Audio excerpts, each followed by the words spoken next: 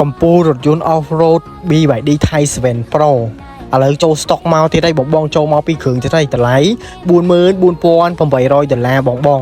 អញ្ចឹងសម្រាប់បងដែលចង់បានឡានដែលមានទំហំធំទលាយ option ទំនើបហើយនឹងប្រព័ន្ធសុវត្ថិភាពខ្ពស់នោះបងអាចមើលមកគ្រឿងនេះបានបងអាចទិញលុយសុទ្ធក៏បានរំលោះក៏បានហើយសម្រាប់ការបង់រំលោះវិញបងមានលុយមុនត្រឹមតែ$4,480 អាចធ្វើការបង់រំលោះរថយន្ត BYD Thai 7 Pro នេះយកទៅប្រើប្រាស់បានអញ្ចឹងសម្រាប់បងចង់ដឹងព័ត៌មានលម្អិតអាចតាក់ទងមកខ្ញុំបានស៊ីឡងបានតាមរយៈលេខទូរស័ព្ទខាងលើឬក៏បងអាចឆាតមកផ្ទាល់បានឬក៏បងអាចអញ្ជើញមកមើលរថយន្តផ្ទាល់បាននៅ BYD សាខាជួយច្បារ